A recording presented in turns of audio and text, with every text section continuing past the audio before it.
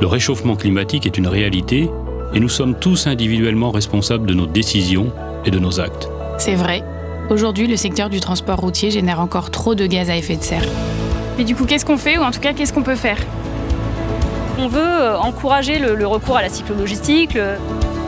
On parle de 90% de CO2 économisé. Ah oui, c'est sans appel.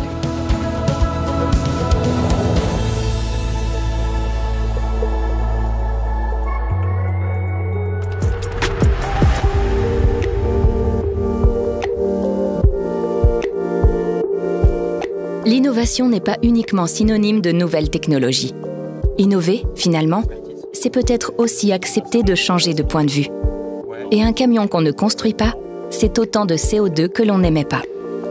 Cela peut paraître contre-intuitif pour un constructeur de se réjouir de ne pas vendre un nouveau véhicule. Mais aujourd'hui, c'est l'offre tout entière qui évolue. C'est le passage d'une économie linéaire à une économie circulaire. Ils ont changé les assises, sièges. Et on a fait les tests, on a été voir les conducteurs. Ils mettent 3, 4, 5 secondes avant de se dire, en fait, est-ce que c'est un neuf, est-ce que c'est un véhicule reconditionné? Scotché. Voilà. Super. Belle bête. Les grands transporteurs, ils avaient l'habitude d'acheter leurs camions. Au bout de 3-4 ans, ils nous les rendaient. Et donc le camion, il faisait 400-500 000 km. Et puis en 2019, on a lancé une alternative.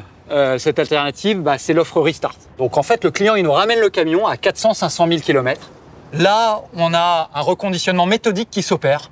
Et puis, c'est reparti pour une vie de 800 000, 900 000, 1 million de kilomètres chez le même client. En fait, le client, il repart avec un camion pratiquement neuf, avec de nouvelles prestations et de nouvelles performances. En fait, il va repartir avec la même sérénité qu'un véhicule neuf, puisque le camion, il bénéficie des mêmes services, il bénéficie de la même garantie constructeur. Et donc aujourd'hui, il y a combien de camions reconditionnés sur les routes? Aujourd'hui, il y a près de 1000 camions qui ont été reconditionnés selon le process Restart qui roule aujourd'hui.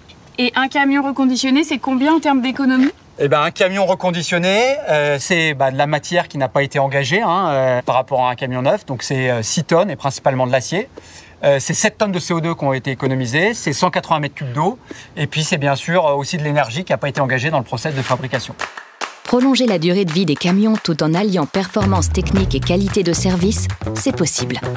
Mais les nouveaux camions électriques, eux, comment vont-ils s'insérer dans cette économie circulaire? Bon, on reconditionne les camions, d'accord, mais qu'est-ce qu'on fait des batteries? Alors ça, c'est la question clé.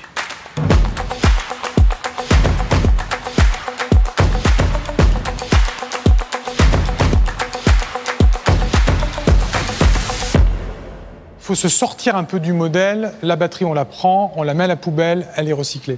La première chose à considérer, c'est déjà comment on utilise cette batterie au sein de la première application, à savoir du camion. Et concrètement, comment on prolonge la vie des batteries? Concrètement, toutes nos batteries sont connectées, on sait ce qui se passe sur ces batteries, on sait comment le client utilise ces batteries et on est capable de donner des conseils pour qu'en fin de compte, ces batteries puissent avoir une durée de vie de 6 à 7 ans, voire même on peut même la pousser jusqu'à une dizaine d'années sur certaines applications. Donc maintenant, la batterie a vécu sur le camion et donc effectivement, il faut la changer. Il faut la changer parce qu'elle n'a plus assez de capacité, elle ne contient plus assez d'énergie. Et donc c'est à partir de là qu'on va parler de réutilisation dans d'autres types d'applications qui vont être des applications d'énergie stationnaire. La batterie qui n'est plus bonne pour les camions reste encore avec une capacité importante et donc va pouvoir être reconfigurée dans des conteneurs de batterie ou dans des bâtiments de batterie et qui vont donc servir à stocker de l'énergie. Et le besoin de stockage d'énergie est grandissant dans nos vies parce que non seulement on électrifie le transport, mais on électrifie aussi tout le reste et on souhaite aussi le réaliser avec des énergies vertes, par exemple, qui sont la plupart du temps des énergies intermittentes. Le soleil brille la journée, mais vous avez besoin de la lumière la nuit. Donc il y a besoin d'énergie de stockage tampon. Et alors comment on fait pour les recycler, ces batteries? Déjà, la première étape, c'est on va la décharger.